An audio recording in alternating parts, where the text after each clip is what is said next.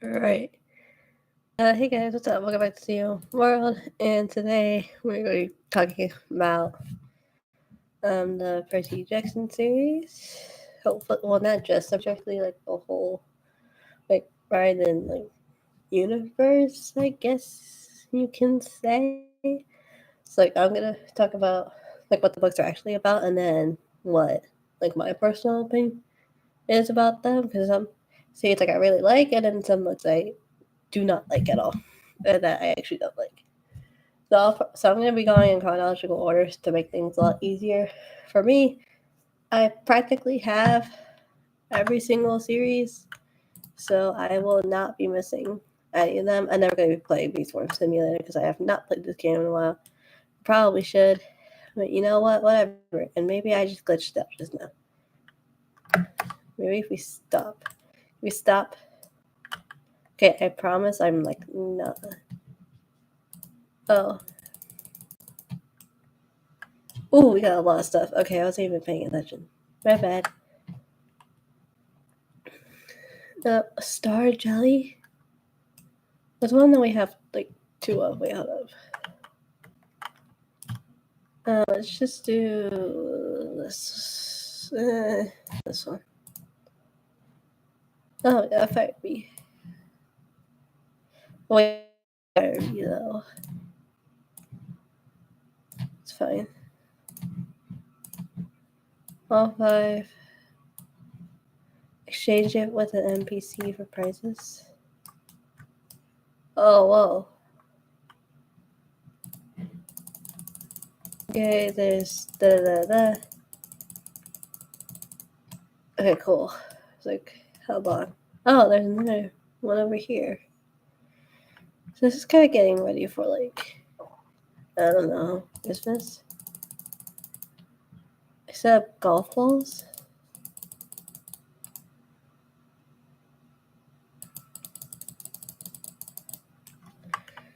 Cool. The golf balls. Oh, I just walked into that. You hit the target?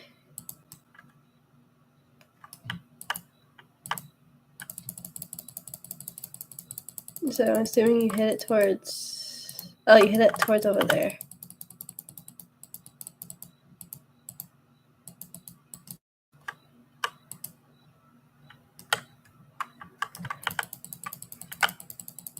So you go towards over here. Then you hit it, like... Maybe if I hit it...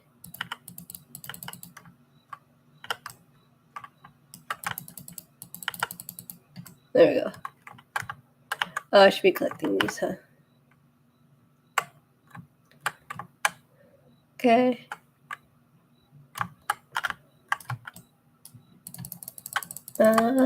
Okay, wait, I should probably be starting to talk. Go! I just needed to talk really quick, please.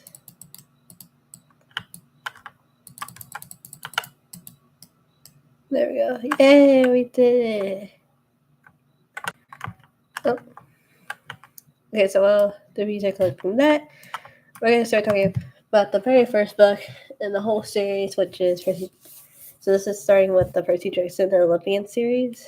And we're starting off with Percy Jackson, the Lightning Thief. So this was based... So I'm probably just going to read the backs of these books, honestly, because it kind of just tells you what it's going to be about. Okay, so let's do that. And most of my books kind of ripped. This is like years old. I've had this since I was like 12, so it is like, it has been through some things. It's not cool. My voice also sounds really weird. So here we go. So Percy Jackson is about to be kicked out of boys' school again. And that's the least of his troubles. Lately, mythological monsters and the gods of Mount Olympus seem to be walking straight out of the pages of Percy's Greek mythology textbook and into his life. And worse, he's angered a few of them. Zeus's master lightning bolt has been stolen, and Percy is the prime suspect. Now Percy and his friends have just 10 days to find and return to the stolen property and bring peace to a warring Mount Olympus. But to succeed in his quest, Percy will have to do more than catch the true thief. He must come to terms with the father who abandoned him, solve the riddle of the oracle, which warrants him betrayal by a friend, and unravel a treachery even more powerful than the gods themselves. Okay. So that's the first book. So I first read the Percy Jackson books when I was like 12, I want to say. So like right around the act, like in the book, Percy's 12 when he starts off. So actually, we were the same age. So yeah, we start. So I start doing reading the books. I got introduced to them, and now I read them a lot, and I love the series too. So yeah, that's that one. That's that one. I don't know. This is kind of what got me hooked on the whole thing. In the Percy Jackson books, they make up the author makes up really weird titles for the chapters. So basically, I'll say one of the chapters actually. Here, let me find a weird. Okay, so there's 22 chapters in the first book. So the 6th chapter in this book is called "I've Come Supreme Lord of the Bathroom."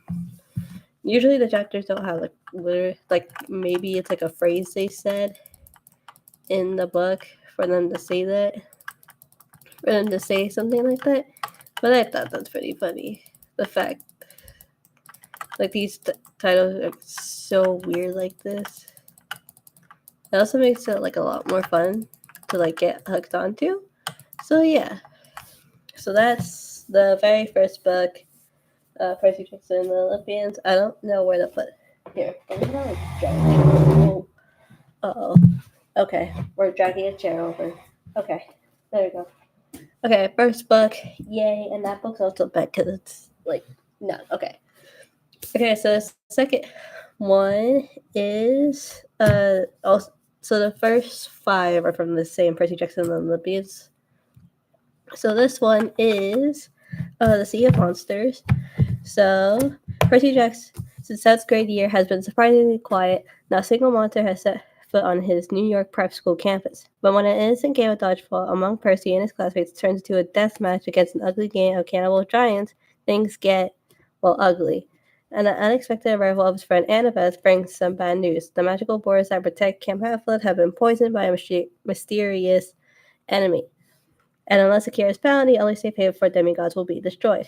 In this fresh, funny, and widely popular follow-up to The Lightning Thief, Percy and his friends will journey into the Sea of Monsters to save their camp. But first, Percy will discover a stunning new secret about his family, one that makes him question whether being claimed as Poseidon's son is an honor or simply a cruel joke. So, what I liked about this series, or this book specifically, was okay. So there's gonna be a bunch of spoilers. I probably should have said that in the beginning, but spoilers. Also the Percy the the TV series is gonna they're doing stuff about this. Oh no! So yeah, there's that whole thing going on. But my favorite one, my favorite part about this one, is the fact that Grover wears a wedding dress in this one. So I always find that funny. I don't know if it's this book or the first one. No, it's this one. So in this one, again, massive spoilers. First you get introduced to his half brother Tyson. He's a Cyclops. So, and obviously Percy is not a Cyclops, but somehow that works. So then one of the chapters in this one, let's see, we meet the Sheep of Doom is chapter 14.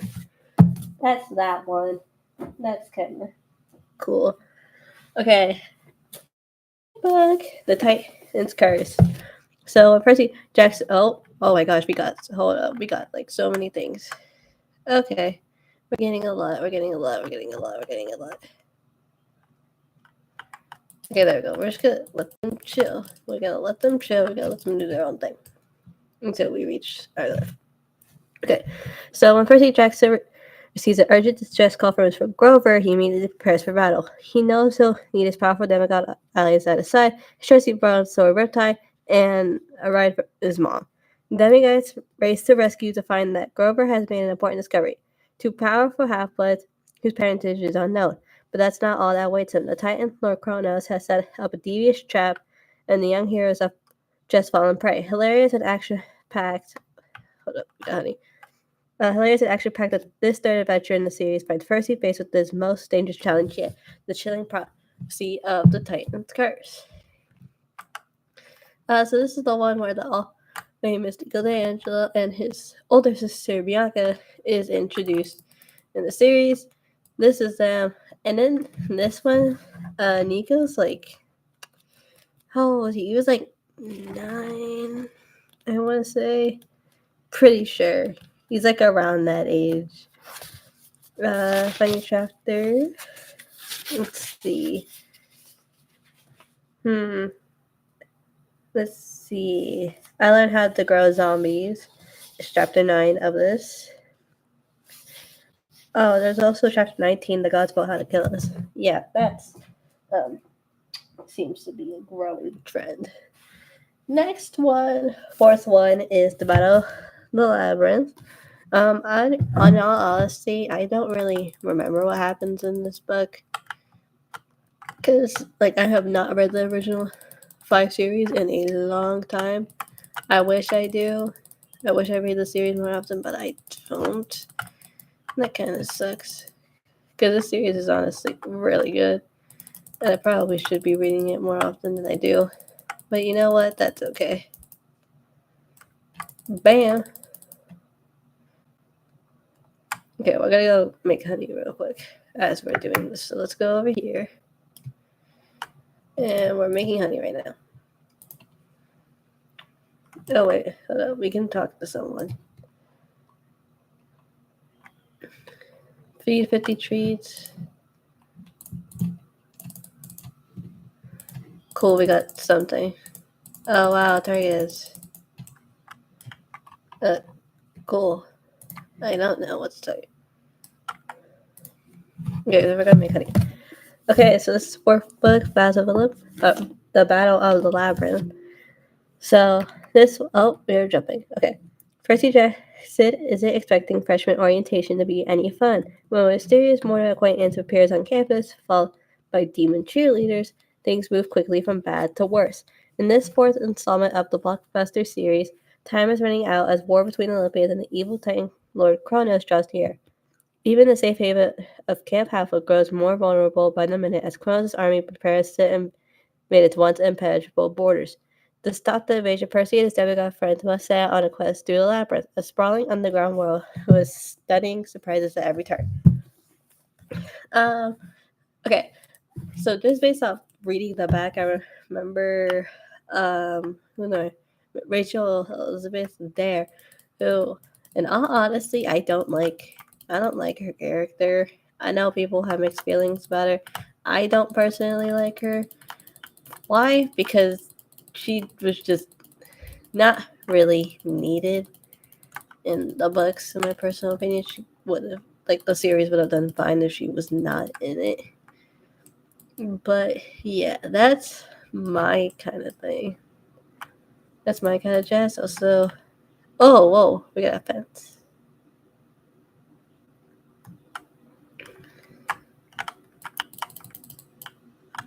It's gonna fall in the mud. Yep. Okay, so yeah, Rachel there is introduced in here. I don't really like it. What else? Oh, I guess Nico's in it. Just from like when I'm scanning through. And funny chapter name. Let's see. Nico buys Happy Meal for the dead. That's something. Sure, I guess. Okay, so that's that one. And that one's one of the nicer, because DC, I've had the series for a very long time. That book specifically is in the best condition because I obviously have not read that book a lot. Okay, and the last book in the original 5 series is Last Olympian, which is my personal favorite, and it's also in pretty decent condition. Okay, so here we go. So all year, the Half-Bloods have been preparing for battle against the Titans, knowing that the odds of victory are grim. Cronos' army is stronger than ever, and with every god and Half-Blood he recruits, the evil Titan's power only grows. While the Olympians struggle to contain the rampaging monster Titan, Cronos begins his advance in New York City, where Mount Olympus stands virtually unguarded. Now it's up to Percy Jackson and an army of young demigods to stop the Lord of Titan. In this momentous final book in the New York Times best-selling series, the long-awaited prophecy surrounding Percy's 16th birthday unfolds. As the battle for Western civilization rages on the streets of Manhattan, Percy faces Percy faces a terrifying suspicion that he may be fighting against his own fate. Da, da, da. So this is my favorite one because not only is there so much that happens in this book, like, for one, can we just point, like, let's be honest. Let's see. What's one? One of them, like, you can probably say.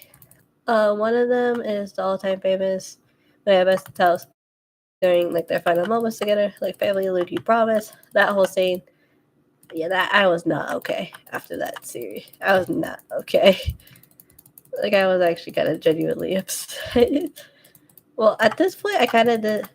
Because at this point, I have not read Heroes of Olympus. I have not read I had only read the original 5, so I didn't really sympathize with Luke a whole bunch at this point.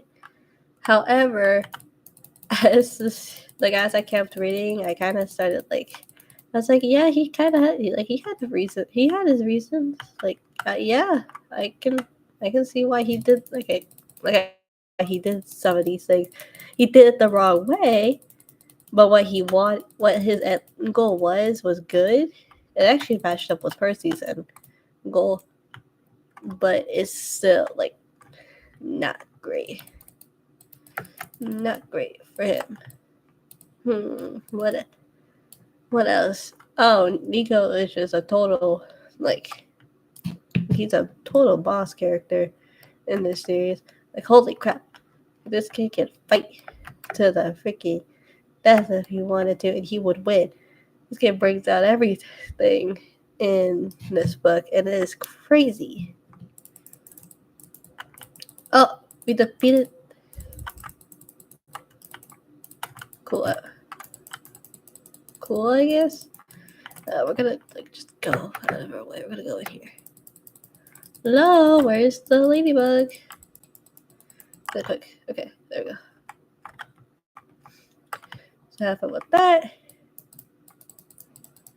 Okay, so yeah, that's one of my favorite books, personally. And then, funny chapter name.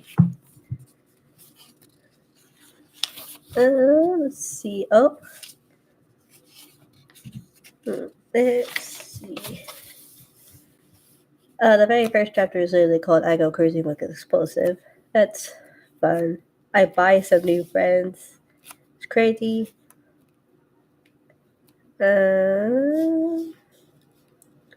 Blackjack gets jacked. We say goodbye, sort of. Dang. Okay. Alright, so we're done with that series, and now we're moving to my second favorite series, because both the original 5 and the series I'm about to talk about is my 2 favorite series out of the whole, Ryden universe, where Percy Jackson's in it. So I, genuinely love the series. So, oh no, wait, oh shoot, my cover for this one ripped. It's a good cover. No! Oh, that sucks. I also kind of realized this is upside down. Why is it upside down? Where is it? Yeah, it's supposed to. Why the heck is this upside down? Okay, I kind of just like the paper that goes around like a hardcover book that some people like take off. Yeah, that was like upside down for like no reason. I don't know why. That's weird.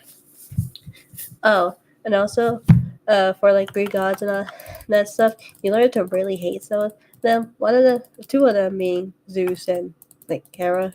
Hera, especially in the second series I'm about to talk about, you just despise her in this series. In this one, you just don't like her. All right, so that's not okay. So we're gonna talk about the Heroes of Olympus series, where we're introduced to a bunch of characters, and we're gonna start with the very first book, which is The Lost Hero. So here we go. So Jason has a problem.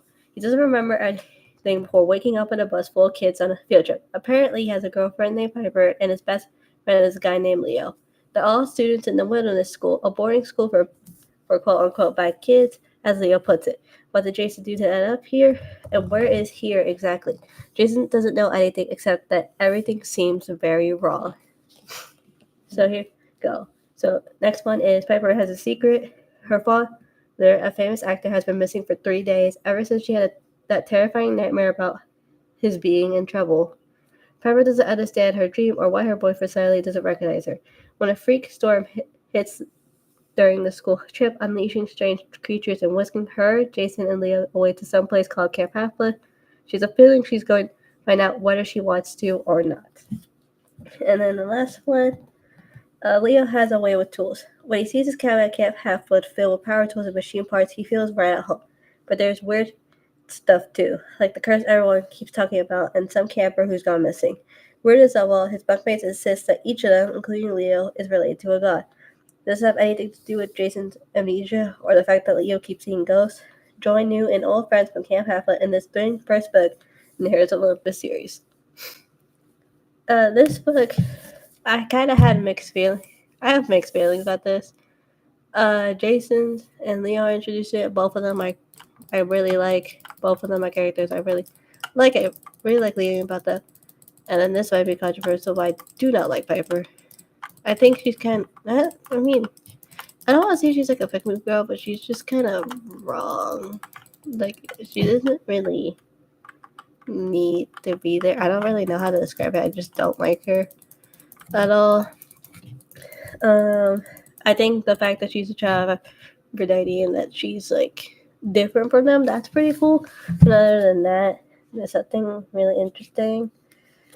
The chapters don't have names. It's in Roman numerals, and then it like says, because it's like a multi-point perspective. So instead of just this being Percy, it's like Jason, Piper, and Leo. I could say the first sentence. So the very first sentence in this book is, even before he got electrocuted, Jason was having a rotten day. That's literally the very first sentence of this book. So that was interesting to read about. So that's the first one. And I have a hardcover of that one, and then the second book I'm about to talk about. But then the rest of the series is like paperback. So yeah. Okay, so the next one, who honestly I think has the, or at least the one that I have has the prettiest like hardcover kind of thing. That's kind of my, or I mean, Les here has one too. Okay, but the second book is The Son of Neptune. Okay, that kind of freaked me out for a hot second. Whoopsies. Oh, I guess we defeated the ladybug. I didn't notice. Alright, here we go. So, Percy is confused. When he awoke from his long sleep, he didn't know how much more than his name. His brain fuzzed lingering even after the wolf Luva told he is a demigod and trained him to fight with a pen and sword in his pocket. Somehow, Percy manages to make it to camp full half-bloods, despite the fact that he has to keep killing monsters along the way.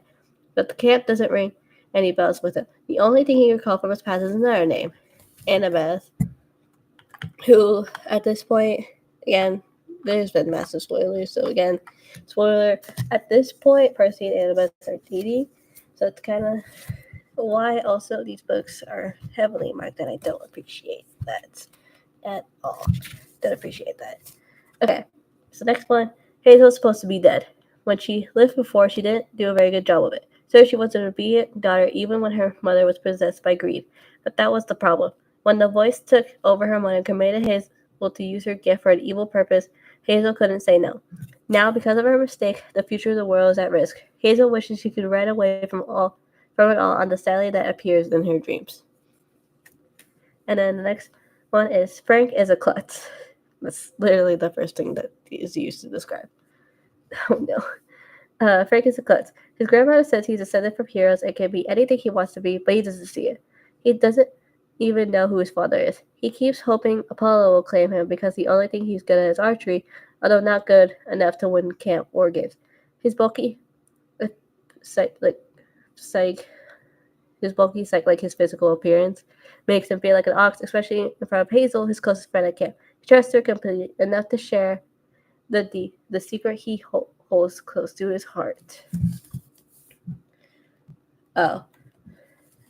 So in parentheses at the bottom, it says continued on back flap. Ooh, continue on back flap. So here, this is the back flap. So beginning at the other camp for half-bloods and extending as far as the Lamia, God's breathtaking second installment in the Heroes of Olympus series, introduces new demigods, revives fearsome monsters, and features other remarkable creatures are all destined to play a part in the Prophecy of Seven. So, yeah, there's that one. This one, I like Hazel, but not like Hazel, Frank. They're good characters. I think they're good characters. What else? What did we do? Okay, we did something. I don't know what we did. I don't know what we did, but we did something.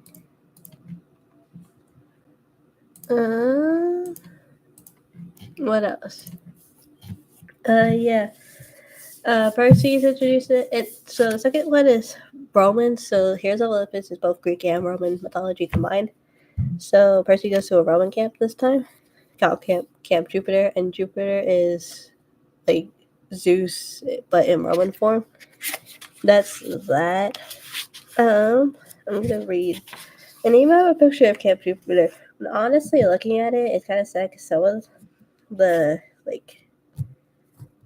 I don't even know. Colosseum, Aqueduct, Yellow Mars. Honestly, this is kind of sad because some of the temples are not at all close at all. So that's kind of sad. Just a tiny bit. Oh, this is really cute. So they do a dedication in the front of every book. So this one says, to Becky, who shares my sanctuary, New Rome, even hair could never make me forget you. That's just cute, okay? Come on. That's just cute. You can't, not think that isn't. Okay, so the very first sentence in this book is, the snake-haired ladies were starting to annoy Percy. That's literally it. Honestly, there's not really much to say. It's just interesting to get new, thing. This is... I'm zoning out because I'm kind of reading one of the pages. That's kind of weird. I was kind of neutral about that being, interesting to read. So, whatever. It's fine. It was a good book, okay? It was a good book. I don't have any, negative. I don't really have any negative thoughts about it. Could have been a little bit more exciting, but then again, I haven't read that book in a long time. So, yeah. Okay. Next one. Oh, this is one of my favorites in the series. This is the Mark of Athena. Oh, I completely forgot. So my friend made these Mytho Magic cards. If you don't know what Mytho Magic is, basically it's a in-book card game. It's like Pokemon. It's like Pokemon, but if Pokemon was Greek mythology, that's kind of what it is. And dressing up characters. My friend made me an Annabeth card. So yeah, I completely forgot I had that, but like, hey, I will not complain about that one. So here you go, mark up Dana. So Annabeth is terrified. Just when she's about to be reunited with Percy, it looks like Camp Jupiter is planning for war. And that's only one of her worries. In her pocket, Annabeth carries a gift from Brian with an unnerving command. Follow the mark of Athena. Avenge me. Annabeth already feels weighed down by the prophecy that will lead 7 demigods on a quest to find and close the doors of death. Annabeth's biggest fear, though, is that Percy might have changed. Moby's now attached to Roman ways and no longer needs his old friends. Narrated by 4 different demigods, the Mark of Athena is an unforgettable journey across land and sea to Rome, where important discoveries, surprising sacrifices, and unspeakable horrors await. This is my favorite. This is one of my favorites because um this is one of my favorites because it ends on a cliffhanger. Not only that, it's a really sad cliffhanger that I don't think a lot of us expected. Like I remember reading this and I like was literally upset. Like I actually like had to stop and like reread it like over again. I had bought the whole series, but it was still like a what the heck is happening kind of situation. So the very first sentence is in this book is until she met the exploding statue, Annabeth thought that she was prepared for anything. So this is near. So the 4 POVs you get in this one is Annabeth. I saw Leo. Who else? There's probably okay. So Leo, Piper, and Percy. So Percy, Annabeth, Leo, and Piper are the 4 that you like POVs that you read. Honestly, it's really sad. And I honestly don't appreciate it. I honestly don't appreciate how sad I was after I read that book. Don't appreciate it. Okay, so the 4th book is The House of Hades. This was another good book. I actually really enjoyed this one too. Okay, so here we go. So the demigod crew of the Argo 2 is standing at a crossroads. They can return home with the Athena Parthenos statue and try to stop Camp Half-Blood and Camp Jupiter from going to war. Or they could continue on their quest to find the House of Hades, where they might be able to open the doors of death, rescue their friends Percy and Annabeth from Tartarus, parentheses, if they have survived, and prevent monsters from being reincarnated in the mortal world. Whichever road they decide to take, they have to hurry because time is running out. Gaia, I don't really know how you say name, but I don't really care because screw Gaia. Gaia, the bloodthirsty Earth Mother, has set the date of August 1st for her rise to power. Join the demigods of the prophecy as they face their biggest challenges yet in the House of Hades, the hair-raising penultimate book, and the best-selling Heroes of Olympus series. And this was something because what the heck? I was honestly genuinely shocked when I read this book. So if you don't know, Tartarus is like the deepest parts of the underworld. So basically, I'm gonna go like from the sky to like ground.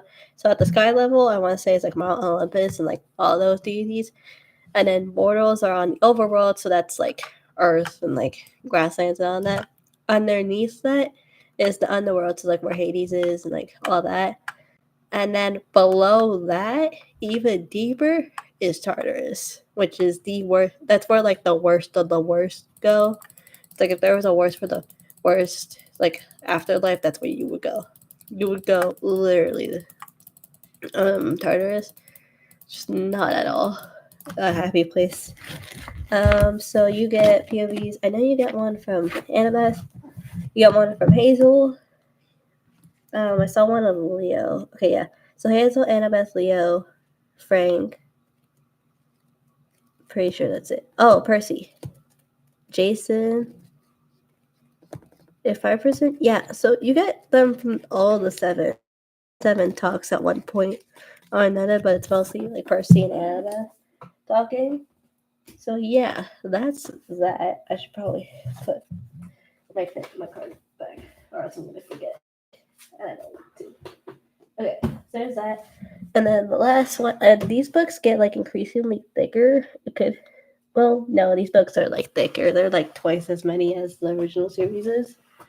I think this is the last one, and my favorite one is like less than that. Yeah. Oh my gosh, I did the worst thing. Why did I do dog ears? Stop. Oh, don't do that. Okay. So the very last book and my favorite of this whole series is The Blood of Olympus. And this is my favorite one. Oh, let me read you the dedication. This is from the author, by the way.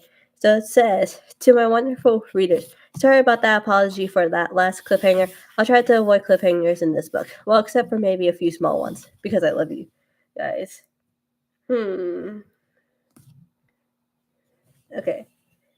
So, here we go. Here's the back. So, Nico had warned them. Going through the House of Hades would stir the demigod's worst memories. Their ghosts would become restless. Nico may actually become a ghost if he has to travel with Brain and Coach Hedge one more time. But that might be better than the alternative, allowing someone else to die as Hades foretold. Uh-oh. Okay, next one. Jason's ghost. Jason's ghost is his mother, who abandoned him when he was little. He may not know how he is going to prove himself as a leader, but he does know that he will not break promises like she did. He will complete his light of the prophecy. The fire of the world must fall. Reyna. So the next one. Reyna fears the ghosts of her ancestors who radiate anger. She can't allow them to distract her from getting the Athena Parthenos to Camp Hathor before war breaks out between the Romans and Greeks. Will she have enough strength to succeed, especially hunter on her trail? Next one. Leo fears that his plan won't work, that his friends might interfere. But there is no other way. All of them know that one of the seven has to die in order to defeat Gaia the Earth Mother. Next one. Piper must learn to give herself over to fear. Only then will she be able to do her part at the end of their single word. Heroes, gods, and monsters all have a role to play in the climactic fulfillment of the prophecy in the Blood of Olympus, the electrifying finale of the best-selling Here's Olympus. This is my favorite because, first of all, Nico finally gets to POV and he gets to learn what's going on inside Ted. Marina's an awesome character, and she finally gets POV. So you get POVs. Oh, and the prophecy that they keep talking about is here. It says it right here. So 7 half-bloods shall answer the call. Storm or fire, the world must fall. And out to keep with a final breath and pull their arms to the doors of death. That's the prophecy that they keep talking about for your information. And then the first sentence in this one is Jason hated being old. That's literally the first sentence. So obviously you get Jason, you get Reyna, Leo, Nico, and then Piper. And that's it. Also, if you're going into this, just know if you're going into this series, just know you hate Octavian already. Don't question it. Don't talk about it. You hate him already. And that's that, because he just sucks. I don't know. I don't understand how people like actually sympathize with the guy, because he just sucks. Okay, that's that. That's that series. Honestly, that's really fun. I like that. I think Heroes of Olympus series beats the original by Percy Jackson by like a smidge, only because of like the amount of POVs you get. So you get multiple people's perspective on things, and you even see some old people from like the original series.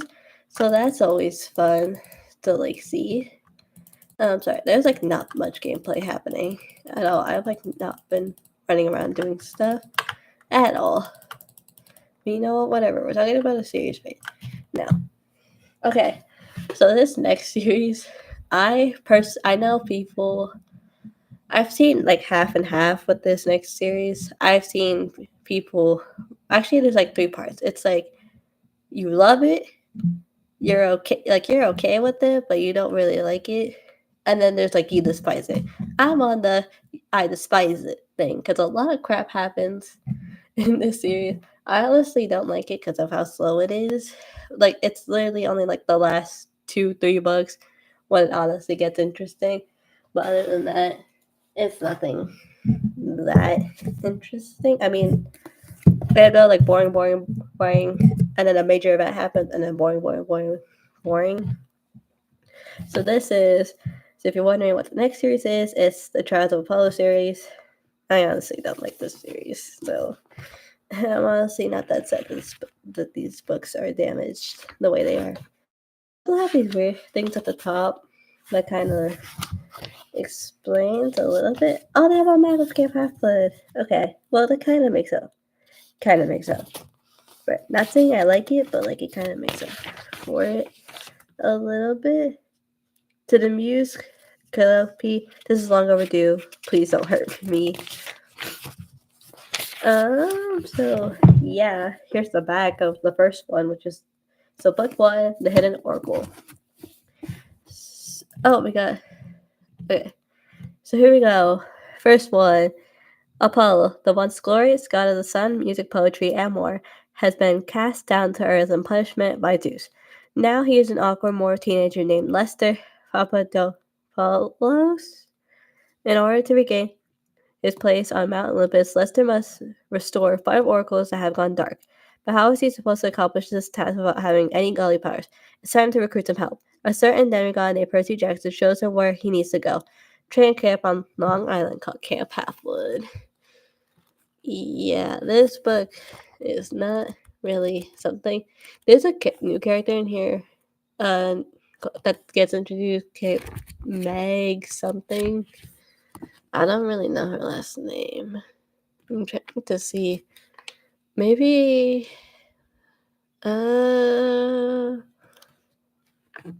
Where is. Okay, no, it's just Meg. Yeah, it's just Meg. I know there's a last name. I just don't really know where it is. But honestly, I don't like her. I don't really think she was needed. I just don't like her. I don't have much feelings about her though. So underneath, so it's the chapter number, and then there's like a little paragraph that kind of like it's like 3 sentences that kind of sums up what happens in the chapter a little bit. Yeah, it just kind of sums up the chapter a little bit. And then and then the chapter starts. So I'm gonna be reading like the 3 sentences that kind of sum up the chapter. Here, let's go over here and let's go over here and we go here and then we make some honey. Let's go. Okay, so chapter 1 is hoodlums punch my face. I would smite them if I could. Mortality blows. Yes, basically it's just Apollo going through humanity. He's a god, because what else is he gonna do? Okay, next one. It's called The Dark Prophecy. So here we go. Zeus has punished his son Apollo by casting him down to earth in the form of a gawky 16-year-old mortal named Lester. The only way Apollo can reclaim his rightful place on Mount Apollo is by restoring several oracles that have gone dark. But how can Apollo/Lester do anything about them without his powers? After experiencing a series of humiliating trials at Camp Half-Blood, Lester must now leave the safety of the demigod training ground and find the most dangerous oracle from ancient times, a haunted cave that may hold answers for Apollo in his quest to become a god again. If it doesn't kill him or drive him insane first. Standing in Apollo's way is the second member of the evil triumvirate. I don't really know how to say it. My bad. A Roman Empire who makes even Nero look tame. To survive that encounter, Apollo would need the help of a son of Hephaestus, Leo Valdez, the now more sorceress Calypso, the bronze dragon Fetus, and other unexpected allies, some familiar, some new, from the world of demigods. Come along for what promises to be a herring, hilarious, and haiku-filled ride. If you don't know what haiku is, haikus are just like word puzzles. I think it's like what it is, just a couple word puzzles. Yeah, we're gonna buy an egg. We're gonna get it. You know what we're gonna do? We're gonna bond with this bee. It may seem like a basic bee right now, but we're gonna make him level 2 bee. There we go. So my throat is kind of scratchy, so my bad. All right, so here we go. Here, we'll fix it. We'll make it basic me a little bit. Okay, what the heck? Oh, this is... What the heck? I don't know why the heck. There's like a random sticky. Is there like sticky notes in the book? That's not cool. There should not be anything in here. Okay, that was the other one. Thank gods for that. Again, what the advanced chapters? What was I doing? Okay, here we go. So, let's get this real quick. Okay, cool. So here we go. So Lester, parentheses Apollo, still human. Thanks for asking. Gods, I hate my life. Sure. Also, this one that I have is the most beat up out of all of them. Again, with the I don't really remember what happened because I haven't read this book in a while. I don't remember what happens in this one at all. Oh, hair is mentioned. Never mind. That's all I need to know. I already don't like the book of hair is mentioned because I don't like hair at all. You know what? Whatever. Okay, next one. Oh gosh, it's this one. Why are these? What the heck? Something happened. I don't know what happened. Okay, so here we go. So we got the Burning Maze, and Grover's in this one. Okay, so here we go. Zeus has turned his son, the once divine Apollo, into a moral teenager with acne, flab, and the unfortunate Elias Lester I still don't know how to say his name. Papadopoulos. Lester, enslaved to a pushy 12-year-old named Meg, is expected, without godly powers, to liberate 5 ancient oracles from a trio of evil Roman emperors. Yay. So far, he's managed to restore 2 oracles and receive a prophecy about Maze's dark, land to scorching death, and a master of the swift white horse.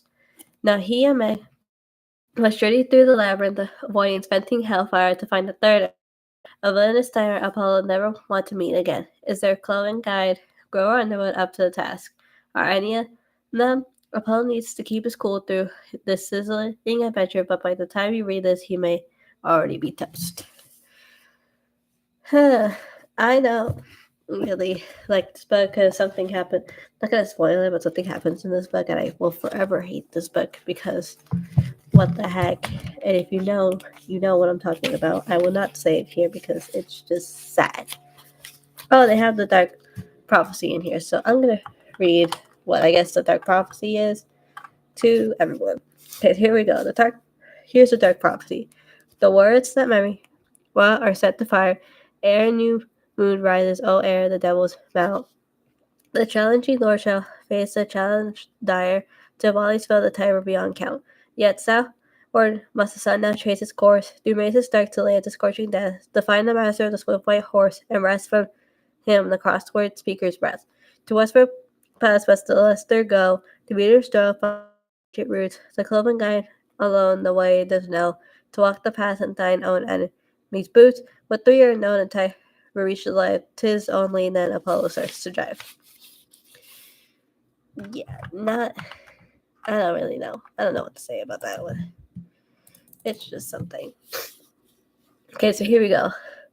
So the 3 sentences is once was Apollo, now rat in the labyrinth, send help, and cronuts. And literally the first it's the first word, but it counts as a sentence, is literally no. In all capital letters. It's literally just no. And honestly, that's basically what this book is for me. This is just a no. Like, stop. It's not okay. Yeah, I didn't really like this book because of what happens in here, but yeah, no, I don't like it at all. So we're gonna skip that. And it's in the best condition too. So that also sucks. That's in the best condition, but it's still, in my opinion, the worst book. Okay, here we go. Now we have the fourth book, The Tyrant's Tomb. Here we go. April 8th. According to the hideous driver's license, my father, Zeus, saddled me with when he changed me from the awesome god Apollo to the pathetic mortal Lester. That's my new birthday. The same day, the emperors Caligula and Commodus planned to attack Camp Jupiter, the training ground for Roman demigods. Oh, and then I mentioned it's also the blood moon when an evil king intends to unleash his army of the undead upon us too. And the guest of honor is the Humanian Bull, who has an axe to grind with, in parentheses, on me. It promises to be a bash everyone will want to miss, especially me. My demigod allies, Hazel, Frank, Reyna, and the entire Roman legion, are preparing for battle. Ella the Harpy, with the help of Tyson, her Cyclops friend, and remember Tyson's Percy's half brother. Searching for helpful prophetic, I cannot say words, prophetic hints from the blind books. The camp's healers are trying their best to cure a stubborn infection I received from a ghoul's claw, but all this aid is not going to be enough to compensate for my weakness. Finally, it'll be time for me to call home. But will anybody on Mountain let this pick up? Da, da, da. And then this is the prophecy again. So the first 3 sentences: there is no food here. Meg ate all the Swedish fish. Please get off my hearse. So get off my butt. And the first sentence is: I believe in returning dead bodies. Yeah, that kind of sums up that chapter. I don't really know what happens, but I kind of remember Reyna being in it. A little bit. I kind of remember her being in it. I don't know, but if Reyna was in it, it must have been awesome. Okay, and then this is the last one, but this isn't a hardcover. This is the only hardcover that I have. But yeah, it's something. Okay. And this is Book 5, The Tower of Nero, which honestly was the most interesting one. I don't know why about the last books of each series have always been my favorite. I don't know why. It just is. It just happens to be that way. It's only because the interesting stuff happens. So here we go. So after spending 6 months in this miserable teenage body with the embarrassing Monica Lister, I'm not even going to try saying his last name anymore. I'm approaching my endgame. Megan, I have blundered our way across the United States and back again. We freed ancient oracles, defeated legions of monsters, and suffered great tragedies. Finally, we triumphed over 2 of the tremendous evil emperors, Commodus and Caligula, at Camp Jupiter. But the worst is yet to come. We are heading back to where our troubles began, Manhattan, the base of Nero Claudius Caesar, Meg's abusive stepfather, and my least favorite fiddle. Even if we somehow manage to defeat him, an even more powerful threat lurks in the background, my arch nemesis Python, who has taken up residence at my sacred Oracle Delphi as if it were some cut-rate bed and breakfast. In the next few days, I will defeat these enemies and become the god Apollo again, assuming my father Zeus allows it, or I will die trying. Either way, my time as Lester, his last name, is coming to an end. Can 17-year-old mortals get stomach ulcers? Where's Willis when you need him? So that's the first time Will comes up, and he's about to come up again, but Will is basically Apollo's son. He's the head healer at Camp. But he's super nice. He heals everyone. But yeah, that's that. There's also a little thing I completely forgot. There's also a thing at the back if you get the hardcover. It's like a poster, but it shows what all the monsters look like. And I remember first looking at this, I saw one of these monsters. Here, I'll describe one of the monsters to you. One of the monsters has their face is on the torso, and the head where it usually is not there. So yeah, and literally before on the poster it says beware really weird creatures inside. Was not kidding. It was not kidding at all. So here we go. So here's the 3 sentences. Two-headed snake dude jamming up the quiet ride. Also, Meg's shoes stink. So here's the first sentence of this book. So when traveling through Washington, D.C., one expects to see a few snakes in human clothing. That's the first one. And then on the back it says advanced commentary on the Tower of Nero. So here we go. I'm confident that with careful strategic planning, Apollo will grant his rightful place on Mount Olympus from Athena, goddess of wisdom. Okay, so here's the next one. Apollo still in trouble, and then the asterisk, which is the little star symbol, it says sigh. And then, how often does a sister have to step in to help, which is from Artemis, goddess of the hunt. Next is Seed by Seed, Meg shall prevail, from Demeter, goddess of agriculture, who's Meg's mom. Next one is Time to Yank That Stinkweed, Nero, which is Ares, god of war. Next one, I Just Hope Percy stays at the storm this time. Dude deserves a break. Poseidon, god of the sea, who is Percy's dad. Next one is Sent and a real hero, like the D'Angelo kid. Hades, god of the underworld, and he's talking about Nico, and Nico is his kid. So next one is What I Miss, which is Dionysus, god of wine. He goes by Mr. D at Camp Half because he's a director. There's like a whole thing about it. Or you could literally watch the Percy Jackson series and they explain it there too. And then literally the last one is just ... It's from Zeus, king of the gods, because he does not comment on anything. Because Zeus is a jerk. So is him. Not really. I mean, okay, I just to a random page of literally one of them. This is like part of it. It says, second surprise, my sister Artemis fleeing over me, her smile as bright as the harvest moon. Took you long enough, she said. Oh, that's great.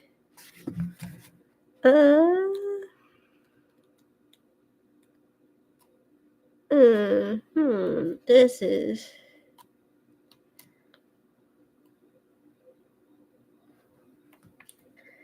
okay.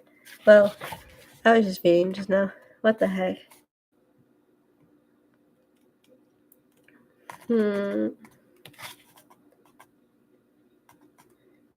Yeah, this is... okay, I just put to a page where Percy and they're talking and they lost in Perseus stuff. So anyways, that's Jones of Apollo. Really appreciate the series. Again, it's really only the last 3 books where anything happens, and I just don't really like it. Okay, so now we're going on to expansions of the series, or maybe not even connected to the series at all. I still have the sticky note from earlier, but here we go. So the first one is The Sun and the Star, a Nico D'Angelo adventure. So The Sun and the Star is about Nico D'Angelo and Los Celis, who are like boyfriend and boyfriend, and they like go on a crazy adventure through Tartarus, because yay, love that.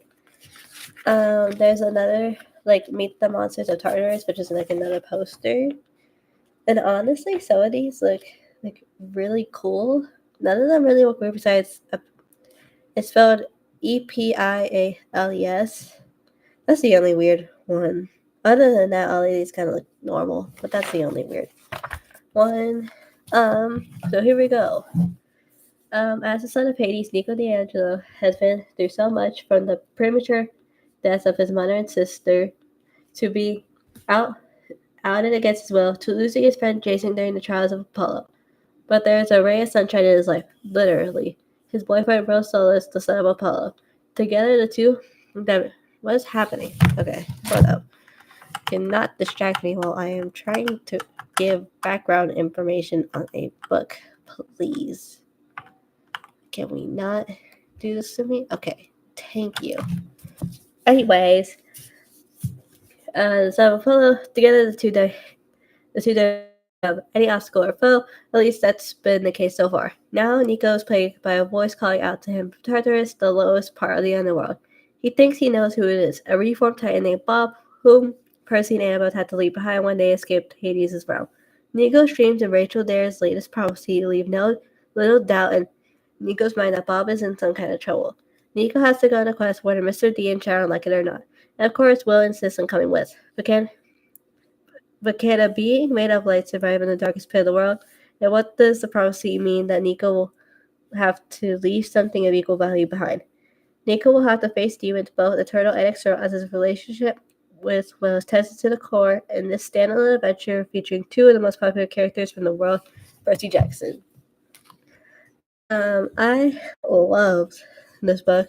When I first read it and I first got it, I absolutely loved this book. And apparently more most recently, there was an announcement that a second book will be. So this is probably going to be a series, and there's going to be a second book from this, which I am going to be very excited to read as soon as I get my hands on it. Because as soon as I finish, it's probably going to be a Barnes and Noble trying to get it.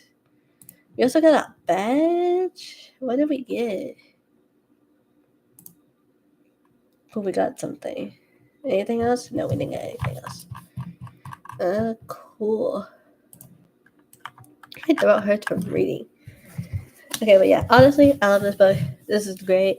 I think you kind of have to read the other series to at least understand what's happening. Like you kind of have. I don't think you have to read the original, like the original five, but at least here's of Olympus and Trials of. I think you have to read to kind of understand what's happening, or you don't. I mean, honestly, that's fine too. The next one is the newest series that has come out, which is a continuation of the original five. So here we go. This is Percy Jackson Olympians, the Chalice of the Gods. So, and these books were interesting. As soon as they announced it, I was already ready to get it. So I got the exclusive edition because what the heck? Because it's a hardcover version. I want this to last. It came with like a poster that's like recommendation like letters and all that stuff. So yeah, back says Percy. Oh wait, I read like the first. Whoopsies, that's my bad. I forgot to read the stuff. So I thought this was really cool. So to all the Nikos, Wills, Pipers, everyone in between, this is for you. May you shine as bright as the sun and the stars. So Nico and Will are like gay, so because they're boyfriend, and Piper's bisexual. So that's who they're kind of talking about. And the first sentence is, well, first it's kind of like a chunk of like what's gonna happen, like I don't want to say it's a paragraph, but it's like a page of like what's gonna happen like later in the book. So the first the first sentence is Nico faced the worst decision of his life, and he was certain he was going to mess it up. So, and literally, I'm not even kidding. I'm not even kidding. I was literally saying, like, oh my gosh, what's going to happen? I'm not kidding, but they're literally talking about Star Wars. Literally, the second book, they are trying to decide who was better between Kylo Ren and Darth Vader. I don't know. Or Jabba the Hutt, too. I don't know what they were talking about, but those are the characters. Anyways, back to Chalice of the Gods. So yeah, Chalice of the Gods. I don't remember if it's gonna be more than that, but I'm pretty sure it's 3. So the back says Percy Jackson, Emma Chase, and Grover Underwood are reunited for their first quest and adventure together since the Lightning Thief. The challenge gained Percy into college when the Greek gods are standing in his way. Nothing is ever easy for this poor kid who's been through a lot. So here we go. So Percy Jackson, modern day set up Poseidon, is just trying to get through high school. After saving the world multiple times by battling monsters, titans, and giants, Percy is now studying in an alternative high school in New York, where he hopes to finally have a normal senior year. Unfortunately, the gods aren't quite done with him yet. Poseidon breaks the bad news that Percy expects to get to New Rome University. He will have to fulfill 3 quests in order to earn the necessary 3 letters of recommendation from Mount Olympus. The first time is to how Ganymede, Zeus's cupbearer. I don't know if I said that name right. It's spelled Ganymede. Did not say that right at all, but whatever. Zeus's cupbearer retrieve his gold goblet before it falls into the wrong hands. You see, one sip from it can turn a mortal to a god, and Zeus would not be pleased with that result. Give Percy's friend's cup Rover, and they must find the precious cup in time. And if they do, will they be able to resist its special power? Readers new to the Percy Jackson universe and fans who have been awaiting this reunion for more than a decade will delight equally in this latest hilarious take of Greek mythology by the of the gods. So this goes back to the OG, which means this is all Percy's perspective. It's the OG 3, but add in all the characters that you met along the way up to this point. So let's see. Oh, so the dedication is to Walker, Arya, and Leah. Here's to new beginnings. Walker, Arya, and Leah are the actors who are portraying Percy, Grover, and Annabeth in the Percy Jackson series for Disney, like that TV show series, and it's so far really good. So yeah, and obviously we're going back to the funny chapters. So let's see if I can find one.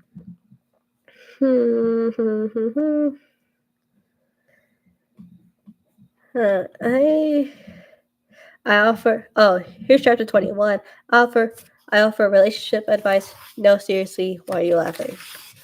Yeah, and then there's obviously references throughout this whole book, and because the chapter I get flushed, and the first sentence is, I didn't want to be a high school senior, which every first book automatically knows what that is. It's literally the first couple things that Percy says is like, look, I didn't want to be a half blood. That's that. And I'm still reading this, but it's the next book, which is called so this whole series is called the Senior Year Adventures. I have the US version, but there's also a really pretty UK version. I have the US version though. So this was called Wrath of the Triple Goddess. So yeah, here we go. I just recently got this. It is so cool. The sketch that they did for Hera, when I found out it was Hera, I'm not even gonna lie, I was not at all happy that I have to look at Hera, but she's kind of covered up, so it's okay. So Percy Jackson, a high school senior, needs 3 recommendation letters from the Greek gods in order to get into New Rome University. Here in his first fall by retrieving its chalice, now the gods Hecate has for Percy another quote-unquote opportunity. All he has to do is pet sit her polecat Gate and hellhound Cuba over Halloween week while she's away. Piece of cake, right? Percy, Annabeth, and Grover said to Hecate's seemingly endless mansion and start getting acquainted with the fussy, terrifying animals. The trio had been warned not to touch anything, but while Percy and Annabeth are at school, Grover was just drinking a strawberry flavored potion in the laboratory. It turns him into a giant frenzied goat, and after he rampaged through the house, damaging everything in sight, Gale and Cuba escape. The 3 friends have to find Hecate's plan to somehow restore the house, all before Hecate gets back. It's going to take a look. Demigod was and some old and new friends to hunt down the animals and set things right again. Rick Riordan's newest Percy adventure is filled with hilarious set pieces, a diverse cast of mythological creatures, and many other delightful tricks and treats. Which is ironic because this, I don't remember, I think it came out September, which is like probably right before October. So that's kind of convenient. So here go. So the first, let's find a funny chapter. Oh, here's a dedication to our friends at 20th TV and Disney Plus. We couldn't imagine a crew better to sail with into the Sea of Monsters, which is from the second season of the Percy Jackson series, which they're literally starting the film right now. So yeah, here we go. Well, literally the first thing that caught my eye was chapter 33. Is we have a good old fashioned witch burning. It's us, and then in parentheses, it's us. We're the witches. Yeah. But chapter 39 is I get my favorite dessert. So yeah. So far, I'm loving it. There's a bunch of references to old characters who haven't really been mentioned. It's honestly really fun. The next one is not actually a new book. This is I don't want to say exclusive, but I guess it kind of is. It's kind of like the exclusive version, but it's the very first book. So the Lightning Thief, the exclusive version of that. There's like photos of the gods in here, so you can see what they look like. Honestly, Ares looked like exactly what I thought he looked like. I was not at all shocked when I saw the picture of him. Yeah, he looked exactly who I thought he looked like. On the very back is like the stuffs along Percy's jersey, so you can see exactly where it goes. real places too. So you could actually go to these places. So like Lotus Hotel and Casino, most like I think it actually is a real place because I went to Las Vegas. I'm pretty sure that's a real place. And then of course on the very front is a map, Camp Half Blood. I'm not gonna lie, it kind of changes every single time. I can't really find where the heck is the okay, I found the cabins. I was like, what happened to the cabins? I couldn't find it for a hot second. That's okay, I found it. So that oh my gosh, the chair next to me that I'm using to like stable this is crazy. We've also been filming for an hour. That's crazy too. Oh gosh, this has been going on for an hour. That's how long this is. Okay, we're almost up. We're getting close. So I'm gonna say the next three. Okay, so here we go. So the next two is basically Percy narrating like mythology, like stories.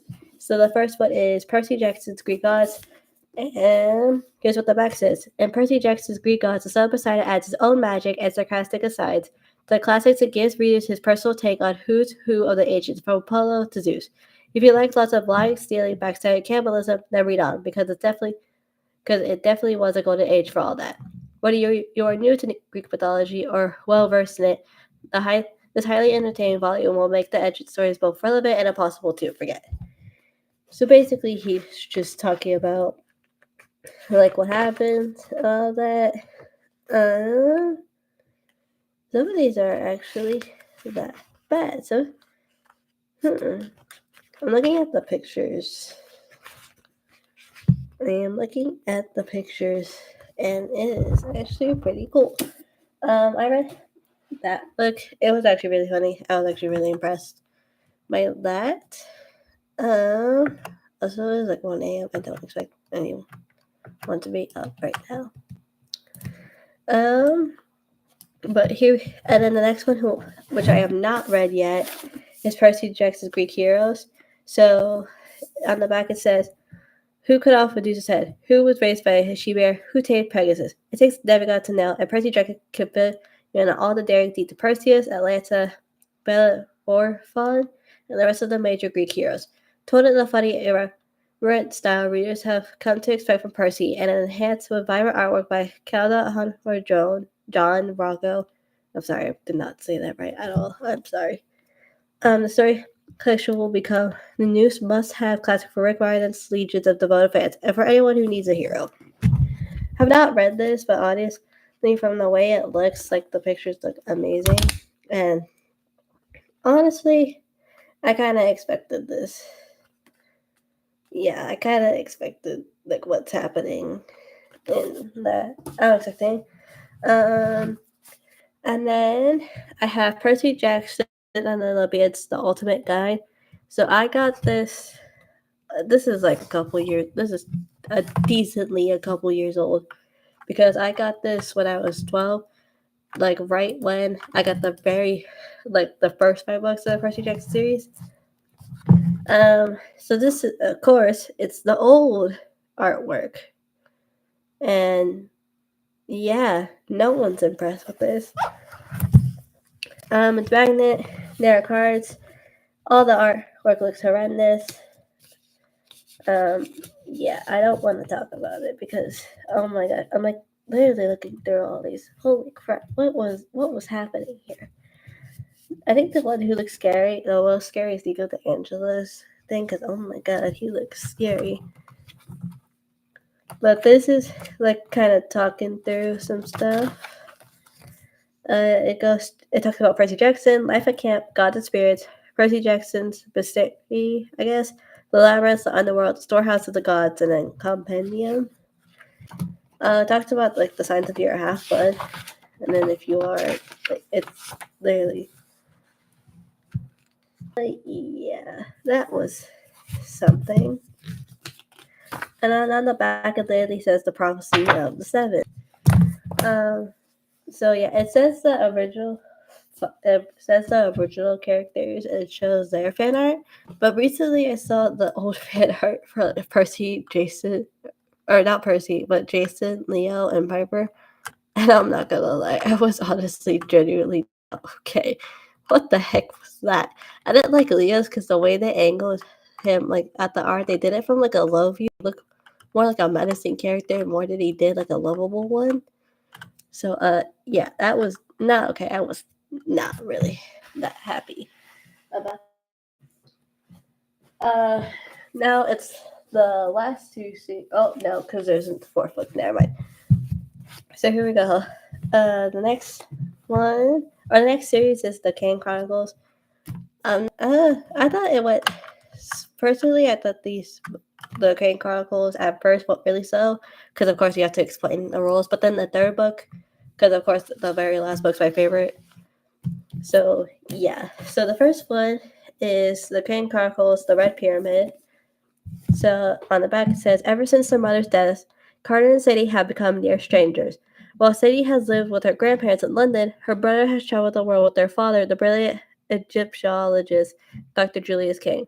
The one night, Dr. King brings the siblings together for a quote-unquote research experiment at the British Museum, where he hopes to set things right for his family. Instead, he unleashes the Egyptian god Set, who banishes him to oblivion and forces the children to flee for their lives.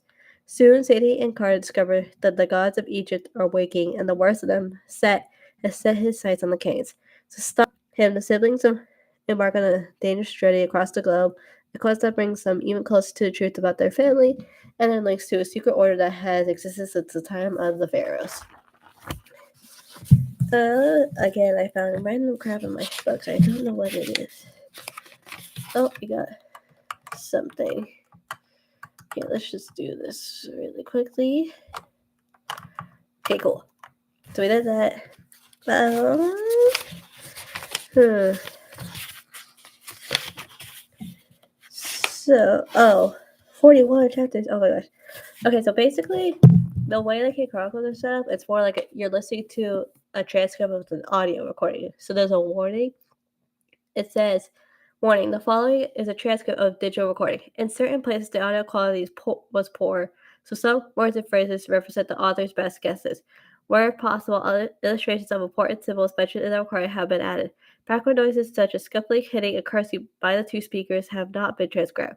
The author makes no claims for authenticity of the recording. It seems possible that the two young narrators are telling the truth, but you, the reader, must decide for yourself. Yeah, that's great. The first book has 41 chapters, so yeah. Well, of course, chapter 33, we go into the sauce of business. And then where's the so chapter 1 is a death at the needle. So the first sentence basically tells you that it's an audio recording, so it's like we only have a few hours to listen carefully. So that's like you're automatically listening to audio. That's that. I don't know where to put. I'm running low on room on this chair. Kind of getting concerned. Okay, there we go. Okay, so the second book is The Throne of Fire. So ever since the gods of ancient Egypt were unleashed in the modern world, Carter Kane and his sister Sadie have been in trouble. As descendants of the House of Life, the Canes have some powers at their command, but the devious gods haven't given them much time to master skills at Brooklyn House, which has become a training ground for young magicians. And now, their most threatening enemy yet, the Chaos Snake of Apophis, Apophis, is rising. If they don't prevent him from breaking free in a few days' time, the world will come to an end. In other words, it's the K family. To have any chance of battling the forces of chaos, the K's must retrieve the sun god Ra, which is literally Ra. But that would be a feat more powerful than any magician has ever accomplished. First, they have to search the world for the 3 sections of the Book of Ra. Then they have to learn how to chant its spells. Oh, and did we mention that no one knows where Ra is exactly? Yeah.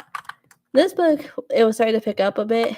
It's like towards the middle and towards the end, I was starting to it was starting to get good. And then so I was like, oh, cool, I guess. But whatever. It's fine. There's 24 chapters of this. So here's the warning for this. I guess each book is a separate warning. So here's the warning for this one. So this is warning. This is a transcript of audio recording. Carter Sadie K first made themselves known in a recording I received last year, which I described as the Red Pyramid.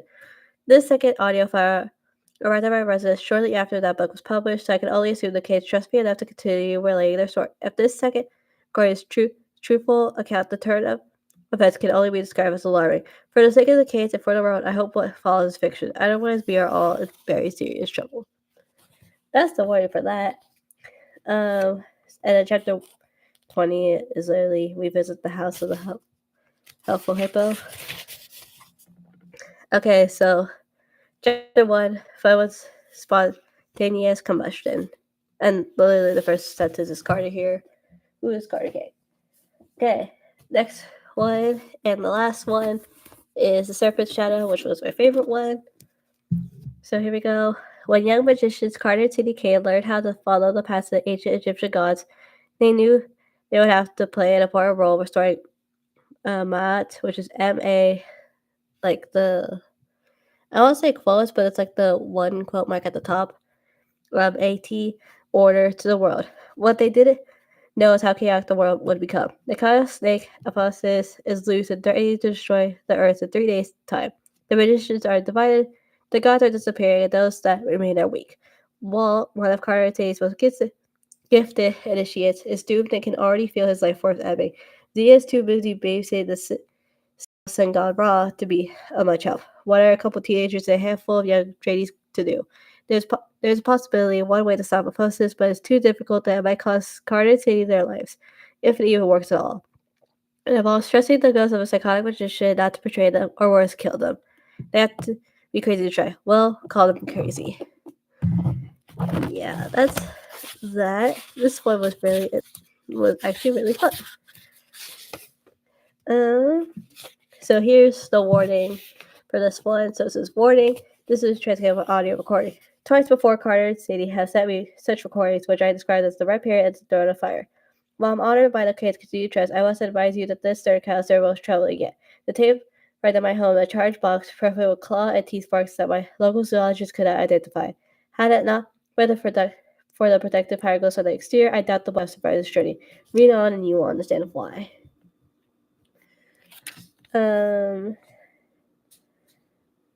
There's chapter 13, a friendly game of hide and seek, and in parentheses it says with bonus points for painful death. Lovely. First chapter is called We Crash and Burn a Party. And then it says Sadie Kane here. So what I forgot to say is that the K Chronicles, it's 2 POV, so you get Carter and Sadie's POV from that. And then the last 4 books, the first 3 are part of a series, and the last one is not at all to any of this. So I'm not going to talk about it because I haven't read it yet, but it's the Magnus Chase series. There's the first book, The Sword of Summer, then there's The Hammer of Thor, and then The Ship of the Dead. So I have not read any of these series. So I'll probably update when I read the series eventually, but I have not yet, so I will not be saying anything about it, because why the heck would I talk about something I have not read? But that should be interesting. Apparently it's on Norse mythology. I'm not really familiar with that, so that should be interesting. And then the last book is Daughter of the Deep, which is not at all related to any form of mythology whatsoever. It's just, I don't really know. I'll read the back and then I'll let you guys decide what this is. So Anna Dakar is a freshman at Harding Pencroft Academy, a 5-year high school that graduates the best marine scientists, naval warriors, navigators, and underwater explorers in the world. Anna's parents died while on a scientific expedition 2 years ago, and the only family she's got left is her older brother Dev, also a student at HP. Anna's freshman year culminates, I don't know, what the classes we could try out, see the details of which have been kept secret. She only hopes she has what it takes to see. All her worries are blown out of the water when on the bus ride to the ship, Anna and her schoolmates witness a terrible tragedy that will change the trajectory of their lives. But wait, there's more. The professor accompanying them informs Anna that Crop has been fighting a cold war against his rival school, Land Institute, for 150 years. Now The Cold War has been turned up to a full boil, and the freshmen are in danger of becoming fish food. In a race against deadly enemies, Anna will make amazing friends and astounding discoveries about her heritage as she puts her leadership skills to the test for the first time. This book was actually really interesting. I didn't think I was gonna like it, and the first kind of couple chapters like confirmed that, but then towards the end, I was like, okay, like I kind of see where this was going, sort of stuff. It talks about like houses, I guess. So that's fun, I guess. So introduction and forward. There's series, so all that. What else is there? There's something else. Never mind, it's not. Okay, I was just not okay. So chapter 1, the first sentence is, here's the thing about life-shattering days. It's literally the first thing that is said. So yeah, there's that. And then that's it. That's literally the whole, every single series that I own. I'm gonna get hardcovers of all these series, hopefully, so that they're not ripped up and broken, because I bought that paperback because 1, it's cheaper, and 2, I don't have money. So yeah. Anyways, that's gonna be it for this very long video. If you stuck around, thanks, I guess. Hope you guys enjoyed this video. I'll see you in the next one. Bye.